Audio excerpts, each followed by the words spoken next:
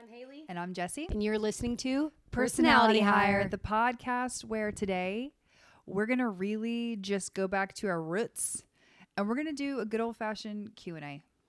Yeah. We're just going to do a getting to know you, getting to know all about you style episode, because every so often we get some new listeners. We get people that are tuned in, they're plugged in, they're folding into the fold. They're coming in. They just clocked in. They clocked in. That's what I was trying to look for. They're clocking in for the first time, maybe the second time, and we just want them to know like what they're getting themselves into, and just because it's important that you know just a little bit more about whomstever we are. So we found these questions off of Reddit. Our fave. We've done a would you rather off of Reddit before, which we love. They're so funny. Would you rather fight a giant duck or 100 horse-sized ducks? 100 horse-sized ducks or one gigantic duck or horse-sized duck? Yeah, that's it. 100 duck-sized horses or one horse-sized duck. Yes, that was a popular one. It was a duck that we were fighting. People on TikTok really enjoyed that one. They did. And they didn't like our answers. We chose wrong, apparently. Apparently. Well, anything you do online, it's I just remember this one man was like, you're going to choose the 100 duck-sized horses because you're just going to kick them. Because I chose the horse-sized duck. Yeah, because we were going to get on its back. And mutton bust. Right. Yeah. Yeah. Obviously. It's more fun. Exactly. To be honest. But today, Haley has found some good Reddit questions for us that maybe are going to be a little more heartwarming. Yeah, it kind of looks like a good mix. The fun part is we have no idea what it says. We didn't even look. We looked at the first one and then we're like, okay. And some people might call that unprepared, but for us, we call that exciting. Yeah, adventure. Yeah. Heard of her? So our first question is, what is the smallest thing for which you are grateful? The smallest thing. That's an interesting thing because small. The smallest thing, like it could be anything in size and stature. I think they mean by like relevance. Yes, like I'm thankful for everything's huge. I love fresh flowers. Yeah. And I feel like that's a big deal, but like I love fresh flowers. I'm really thankful for them. Today, in my home. I'm going to be thankful for turkey jerky. I love chomps. Mm-hmm. I love meat sticks in general. I love a meat stick. I like beef jerky, and I also really love turkey jerky, and I consider that to be a main food group of mine. Mm-hmm. And I am very grateful for that. And I think that's it. That's great. That's it. Okay, who has the most positive impact on your life? Groot. Yeah. Groot and Jesus. Yeah. I think most positive impact on my life, my daughter, obviously. Yeah. She's got a positive impact on my life. She is the most important and simultaneously most exhausting thing that I am proud of, you know? And my husband. I like him. He's pretty cool. He's fine. Just kidding. I love him. If you could use a time machine, would you rather have one that only goes back in time or only goes forward? A time machine that only goes forward or backward? Yes. Do you have to choose one? You have to choose one. Oh, man. Would you rather your time machine move to the future? I don't want that because, life's so short. So I guess back, if I had to choose, I also kind of don't want a time machine. Do you know what I mean? Like, I don't want to mess with what needs to happen. I don't want to go forward in time. I do not care to know how things unfold. I would definitely have a time machine that takes me backward, but I would want it to take me to specific points in time where I knew that things wouldn't be altered to where I wouldn't mess up present day. Like I would love to spend more time with my mom in specific memories. Like I wouldn't need the time machine to take me back so I could have a new experience. I would be fine with it taking me back to certain birthdays or certain times where I was with my mom specifically and just reliving it. Not even asking her questions that I wish I would have asked or things like that. Just really being back in that memory, like not deja vu style, truly being Yeah. back in it, that'd be pretty cool. Yeah. If I could go back to anything, it'd be like spending time with people or things like that. If you got a promotion, a job, a college acceptance, an accolade, an award, or just genuinely accomplish something major, who's the first person you tell and how do you think they'd react? I mean, it's usually like Jesse is one of the first people I tell. I tell J-Dog. I wait until full confirmation and understanding of what it is before I tell my dad, just because I know there will be questions. So it's like Jesse. I was going to say yeah, you. it's you. If something good happened, accolade wise or acceptance wise or career wise or something like that, even if it wasn't related to the podcast, I would probably tell you first. Yeah. And I think it's just because I don't feel just exactly what you said. I will eventually tell other people that are important to me. I will. I don't withhold things, but I have to make sure that it's in a position where it feels real to me to make it feel real to somebody else. And to get the other person excited on my behalf, I have to make sure that it's real. Yeah, and I feel like also the reason why we are each other's first people is because we know we will react positively, like be excited. But also, because it says how would they react. But also, if I said to you like, "Hey, this is not set in stone. I don't know what's going down with this yet. Like, just act accordingly," you would be like, "Cool, that could be amazing." Yes. Like, and then keep me updated. You wouldn't inflate it to a place to where I'd be like, "Well, we jinxed it," you know? Yeah. No, because everything in life is up in the air. If you were in oh my God, sorry guys. If you were an inanimate object, what would you be and why? Man, I think of Keke Palmer every time I hear this question. I'd be a rock because they're smooth, but they could hurt you if you step on them. Is that what she said? Yes, and I love her. But so I can't steal that. Love you, Keke. But if I was an inanimate object, I would like a car. Could you be a car so you could go places? But I couldn't. I guess, yeah. But then you're just like, you know. Maybe I'd be like a pillow, so I could just like chill all day. I'm gonna be a pair of vintage Levi jeans that are owned by a really hot girl. Okay. And we are going to go. I thought you were going to say Pedro Pascal, but okay. No. Because I want to live vicariously through this chick. Like, I want to go on the dates she's going on. I want to go to the that's bars, so fun. Bars she's going on. I want to be part of her most iconic outfits. Yes. Okay. And I want to also have a past. Like, I'm currently with this girl. She fits great into these jeans now. But I was also with someone in the past that broke these jeans in. And then I know all about what they were doing to get them to this place. They're going to fart on you, though. Well, you know, that's just part of the job. That's just part of the job. It's a hazard. I knew what I was getting myself into. Yeah. But I want to be a pair of vintage, perfectly broken and Levi's owned by a very hot girl. Okay. I love that. Where do you wish you'd grown up? That's like so easy for me. The beach. Or on a farm. Where do I wish I would have grown up? Actually, honestly, wait. Scratch all of that. I wish I grew up in LA. So then maybe I would be a Nepo baby. And maybe we would all be in a different position right now.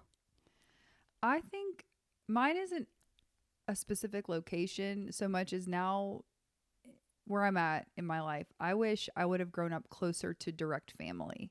Like, I wish that I maybe would have known what it was like to be minutes down the road from like your cousins, my grandparents, or my favorite aunt and uncle, or a few of my cousins. Like, I wish that would have been something I could have experienced. I'm not saying that it's for better or for worse that I didn't. I just think that would be what now I would have been like, I wonder how that would have impacted me had I had family closer. And I also wonder how it would have impacted my parents positively had they had more of a village, you know? So that's my answer on that that's a good one. Yeah. If you could be good at any profession without having to receive any accompanying education or trade or experience, which would you choose? TV show host. I want to host a game show. I want to host a TV show. I'm not going to say acting because I think I like the training aspect of it. So I don't want to not have that education. But maybe if I didn't have to, if I could pair something like right now with my life, I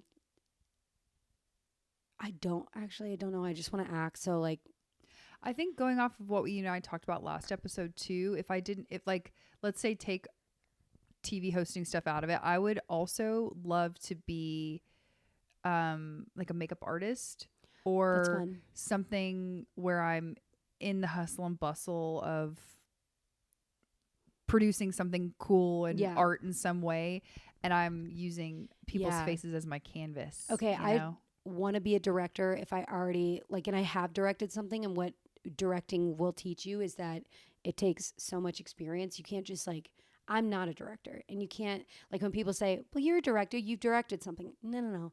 I've directed something. It's like when someone's acted in something and they're like, I'm an actor. No, you're not. You're not doing all this stuff. So if I could have all the education without all the years of education it would take, I would direct. That's for sure. Direct. That'd be fun. Okay. Sorry. What is something you're terrible at, but wish you could do well? I could tell you right now, sing. Something I'm terrible at, but wish I could do well. Right now, play god dang tennis. But there's a million things. I mean, know, it's I'm like, hard I wish I was good at math. Oh my God. I wish I could do math in my head. I wish I could just pop off. I wish I could do my times tables and my noodle. I wish I would be able to help my future child with math. That's not going to happen. Call your dad. Math and tennis. Okay. What is a quality you admire the most in the person you dislike the most? Say it one more time. What is the quality you admire most in the person that you dislike the most? Okay, so first I have to think about the person I dislike and then think about the quality I like. Okay, I already got the person. And so now I have to think about the quality I admire in them most. Okay. Their ability to swindle. Their ability to be a bona fide swindler, pulling the wool over people's eyes. I don't necessarily admire it, but I do find it fascinating. I was literally going down the same path as you, and I was going to say their ability to be, and this is me being kind, bold in their actions, even though their actions are actions. Their boldness. Which I think I'm pretty bold, but I could never do what they do. And with reckless abandon, the boldness. Yes. Interesting. Not caring about how you affect other people. That's fine. What is the most recent thing that made you cry? Oh, easy this morning. I sent you a video of a mom doing she had her 2 toddler daughters. One was like 4 and the other one was like 2. And she uncovered one plate. It had a cookie. She uncovered the second plate, which was the 2-year-old's, had 2 cookies. She uncovered her own, and she had no cookies. And the 2-year-old took one of the cookies and shared it with mommy. And I cried because the 4-year-old, I just like watched her reaction. She started laughing at first. She was so happy that her little sister did that. And then she started to cry. And at the same time, I was starting to cry. And I was like, now I'm crying more because that is so sweet. Little empath. Yeah, it was so sweet. Also, when Haley sent me that video, what did Shaq and I say? opened it up, and the first comment at the top was Shaquille O'Neal, and in all capital letters, he said, "Yes, Instagram, I would like to see more of this content." That's not Shaq. That wasn't Shaq. It's DJ Diesel. It's Shaquille O'Neal. That's Shaq. Yeah, because he's a DJ. DJ Diesel. That's hilarious. It was so funny. Yes, Instagram, I would like to see more of this content with a big heart. Yeah, I saw that. Last thing that made me cry. I don't really want to talk about it or admit this, but I am going to for transparency and just to be real. Yeah. I cried a couple days ago because I was just feeling ugly. Like, full. We all get that. Full on. I just felt like I am unattractive and that I am not a person that is whatever. And it doesn't matter whether it's true, false, here, there, or anywhere. It doesn't matter. Well, it doesn't matter. It's the truth. It's just what happened. Okay. It's just how you were feeling. It's just how I was feeling. Every woman feels that way. And I know every man feels that way. They just don't talk about it. There you go. What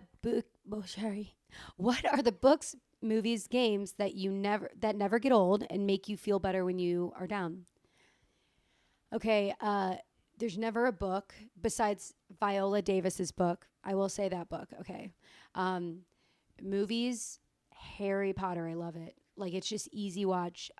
There's a ton of movies actually that I could watch over and over. Legally Blonde, Clueless, like so many movies. Games, there are no games. I don't play games. I'm kidding. But I really I'm not a big game player, you know? I'm trying to think of my comfort activities. Mine's more music, I would say. Yeah. As opposed to maybe that I think that there's certain artists that I know that I can listen to and I'm going to feel a very specific way. And that is comforting to me because it can either help me go deeper into a mood that I want to feel or it can bring me out of a mood. Yeah. So mine's more music based. I have a whole playlist that I call it my pump up playlist, and I listen to it and it's not like it's not what you would expect from a pump up playlist, but it is songs like that center me. I don't know how to say it. Yeah. But I love that. What is the most trivial thing about you which you have a strong opinion? Okay, wait. What is the most trivial thing about which you have a strong opinion? Okay. I moved that you around.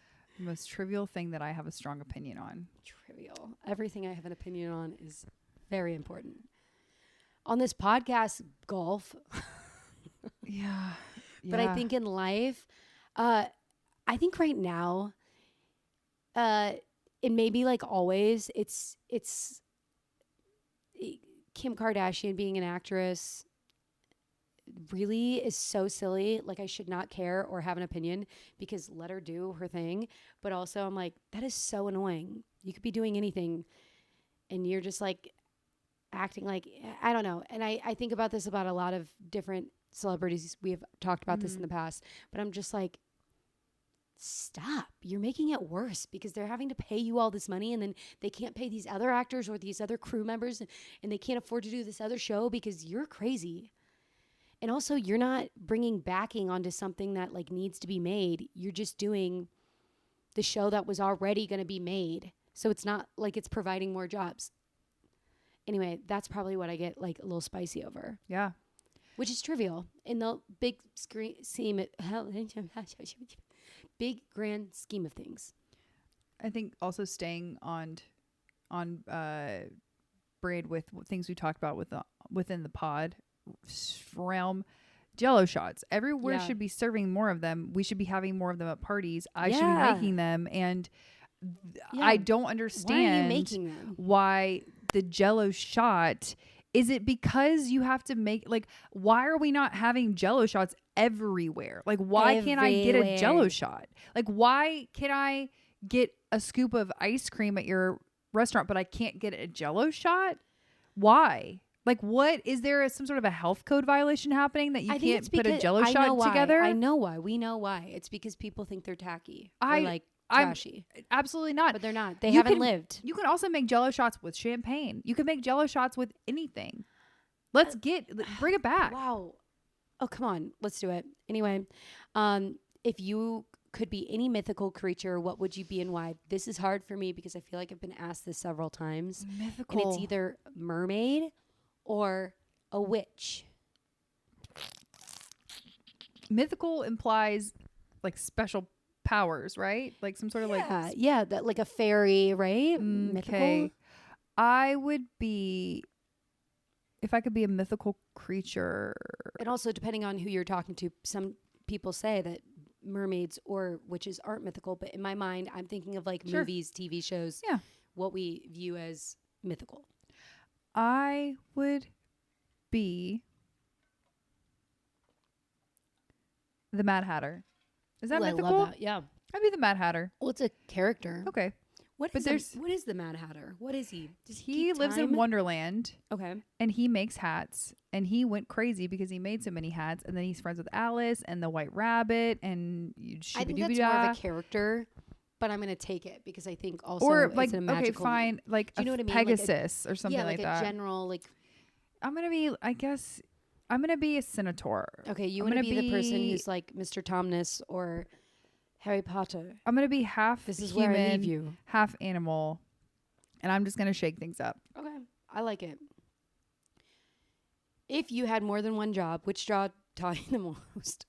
Yeah, I've had more than one job. We all. Wait, what did it say? If you've had more than one job, which job taught you the most? And I'm going to say nannying has taught me the most about marriage, about being a mother and how to balance and how to accept what balance is, and also kids and like how to divert kids from doing other things. I feel like that's taught me the most, not about myself, but just about like life skills. Yeah. I think owning my own business, having my own PR agency for a long time taught me the most because it really showed me how to understand the human ego and understand that people who are fellow business owners, that when you're in a service-based agency or business and you're helping other businesses build their own brand or whatever that might be, you have to understand how blood, sweat, and tears have gone into the other person's business the same way that yours has. And you have to meet every business owner where they're at. You just have to meet everybody where they're at in life, at the place and time that they're at. And in order to do good business, you have to be a good person, and you need to truly have the best intentions for your client, the way you would a friend or, whatever. So I think that probably taught me the most in that experience. Yeah, that's good. What single event or decision do you think most affected the rest of your life? What was the turning point? Was there a turning point in your life? I think definitely having not a lick of idea of what the heck it meant, but becoming an actor and pursuing that obviously changed everything for the better. Also has made life a lot harder, but it's well worth it. So that's probably, yeah. Yeah. I've had so many that at this point, I just feel like my life looks like a little zigzag in turning points. And I've just have had many. I've had career stuff. I've had death of parents. I've had getting married, having a baby, living through a panorama, surviving different. Just I have had a ziggy zaggy up until now. And so I don't know if there's been a turning point. Mostly I've just been holding on.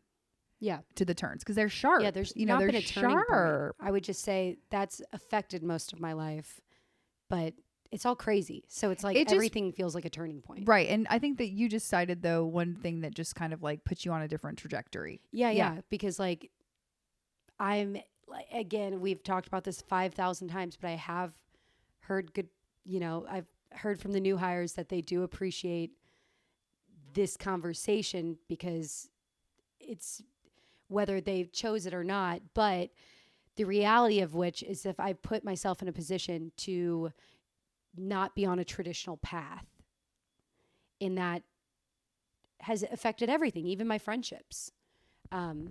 So that's what I mean by that. But there's turning, like everything's turning point. Like if I really do think the little things, like every little thing. Yeah, I don't know. Like I think also when I think of somebody being like that was a turning point in my life, I often think that it's associated with being like a breakup. I left a bad habit behind. Yes, that's more of like a turning point. Yeah. I feel like other than that, these are just like you're in a pinball machine and you're gonna be bing bonged around. Bing bong. Yeah, but I haven't had a turning point yet. Yeah, maybe. I don't think I've had something that I'd be like, whoa. And then I got turned upside down. Well, I became a doctor. Yeah. What's one thing that you've made that you're most proud of? The podcast, Personality Hire. Have you ever heard of it? The podcast? We made it from scratch. Yeah. The podcast, honestly, is crazy as heck. It's crazy as heck. when I do look back on it, anything I've ever made, I'm like, that's crazy. You had no idea what you were doing and you did it. And now look at you. Yeah. So that. Yep. So let me make sure. Oh, no. Like, what does that mean? That question. Some historical figures have epithets attached to their names, like the Mad or the Wise. What would yours be? Like, for instance, like on like the Mad Queen or you know, Alexander the Great, something like that. What would ours be? What would yours be? I think I would want mine to be like Haley the Light. That's nice. I'd want to be light. I would want to be associated with bringing peace, whether that's in my direct advice that I give, or I would like somehow there to be light behind whatever I give to the world. That's nice. Mine would be Jessie the Loud. Jessie the Loud. Just turn it up to loud 10. light. Turn it up, Okay. baby. I think this next question, I've skipped some toxic questions and I'm like, we're not doing that. And I'm going to skip that one. Okay. Ooh. This is kind of a similar thing. Should we skip that one? Sure. Yeah. What's been the biggest change of heart you've had? Have you ever started off on one side of an issue and wound up on the other? What influenced that change? Several things. Yes, all the time. It's called growing as a human being. It's called it's your brain developing. I'm not going to give one thing because it's literally we should be allowed to do that. Yeah. That's so, I think that's a frustrating time that we're living laughing. in. I started laughing. Like we're hopefully everything. All these people, they like have such staunch opinions about things and they put them online and then they're not allowed to change their mind once they learn and they grow. All the time. I change my opinion all the time. We're not allowed to have conversations really. Jessie the Loud. She's being loud about everything. What is your biggest non-academic, non-work related accomplishment? Non-academic, non-work related. My biggest accomplishment, believing in myself. Mm-hmm. No, that's truly. No, that's real. And I think that affects the most things and people in my life because my belief in me allows me to be more present and to be a better person in other people's lives, I think. Yeah. I think that's a good one. Yeah, maybe my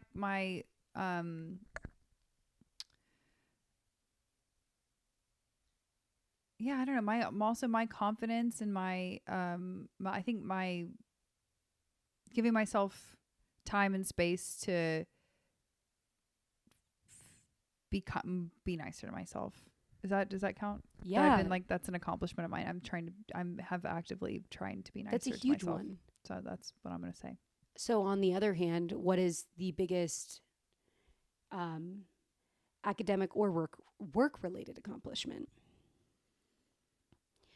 I have no academic. None. I was just like, I can't even. And Groot is listening and he's nodding his head yes. We got through it. That's what we did. I have a diploma. There you go. Yeah, I have a diploma. Got through it. And okay, career. I think it's the same thing that I said before, which is believing in myself because it's allowed me to continue even through the worst years in my mind when I look at it of the entertainment industry, when I think of that. And then not only that, but I think we started this during the strike or after or during. It was September of 2023. So not sure. We were still in the strike, I think we were still in strike when we started this, but I would say like the belief to keep going, to believe that like things are still happening. That is my biggest accomplishment. And it will always be that, cause it won't matter what roles I get because I'll always have the next one. Right. So, I mean, maybe one day I'll feel that way. Like, you know, getting my first big role in a big TV show, like that was exciting, but I think to continue is a bigger accomplishment and to keep putting out good work and to keep trying. Cause I do see there's two edges of that where some people will stop trying and let it fall away, or they just don't actually have a good relationship with it.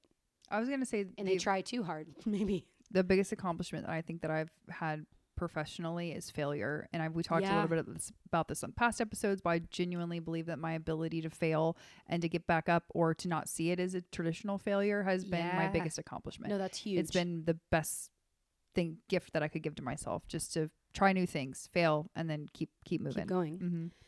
What is something that you've done, felt, seen, etc., that you wish you could experience for the first time again? Ooh.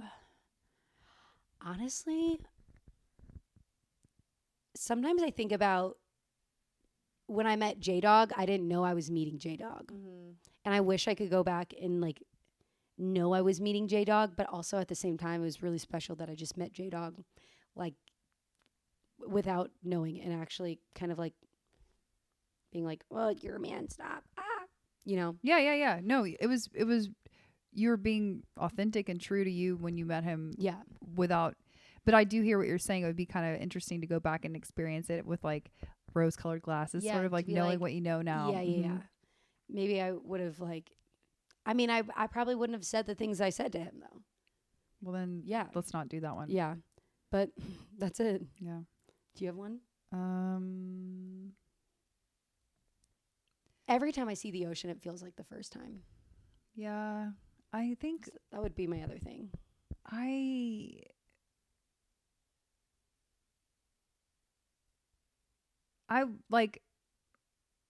go back to maybe a childhood where I would have like what it was like.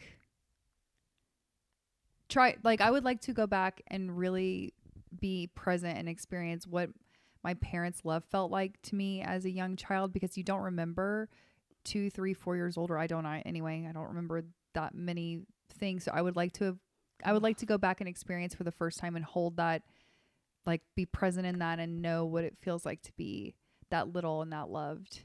Yeah, that's really special. Yeah. What is something that people assume because of your appearance or demeanor? What is a trait or preference that you have that people don't expect you to have? I think this is a question that is crazy, because it's like everybody, I mean, the first thing people do when they meet you is judge you. Mm-hmm. I don't know. I don't know. Yeah. I think my whole life I've been classified as either a bitch or dumb. My whole life. Like those two categories, either right off the bat, if somebody doesn't click with me, I am a bitch, or other side of that is people think I'm stupid. I typically have no problem swaying them back toward like who I really am. Like if somebody thinks I'm a bitch right off the bat, I've had many times where I'm able to turn that into a friendship because it doesn't offend me. Or if people think I'm dumb, because I'm not afraid to be silly or goofy. Yeah, I think that they quickly recognize that I'm actually not dumb. I'm just not afraid to be like myself. Yeah. But yeah, either dumb or a bitch, and either way, it doesn't matter. And also on some days they're right. Honestly, you know. Well, I've had people tell me that they think I'm intimidating, but I recognize that right away as that not. I don't hold on to that because I'm like, I'm not intimidating. I'm just talking to people, and that is intimidating to you because you feel reserved in this moment. Like I'm not afraid to go up and talk to people in a group event. Mm-hmm. But I have moments that I do. Like that's just normal. I think we have time for maybe our one more closer. I think this one's good. One? What cliche do you think is bullcrap, and what cliche do you think holds truth? I think one that's bullcrap is it is what it is. I hate it is what it is. Obviously, technically, it is what it is because it is what it is. But I don't like when people say to me, like, that's just the way it is. For now, until I get a hold of it. It is what it is. And then one that I think that holds true.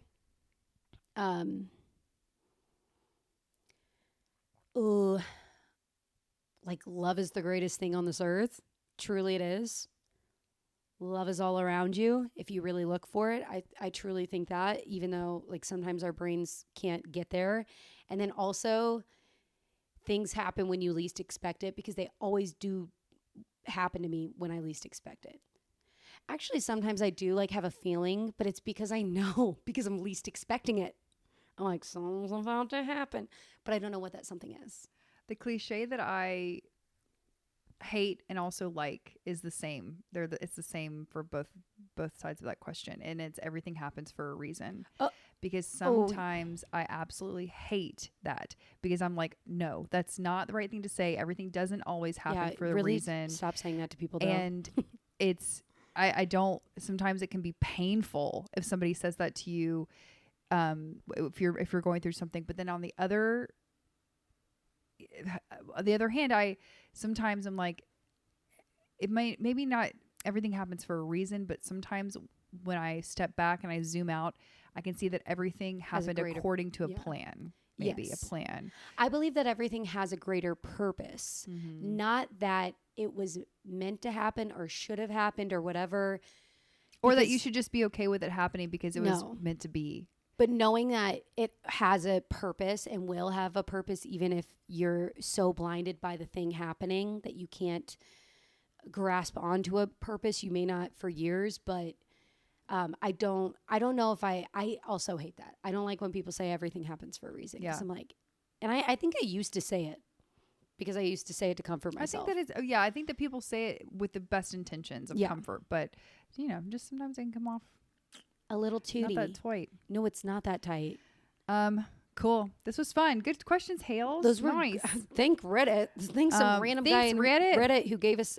There's several more on here, so one day we'll get back to it. Yep. Please rate, review, subscribe. Please share this episode with a friend. Please leave us a review with a comment. Please follow us on Instagram, DM us, or on TikTok. Interact with us. We actually love that. If you have a topic that you would like for us to cover, or if you have anything or in questions, that realm, if you want advice on anything and you'd like to hear our comedic opinion on that, we would love to give it to you. And with that, we will see you next Thursday. Janine, take us home, sis.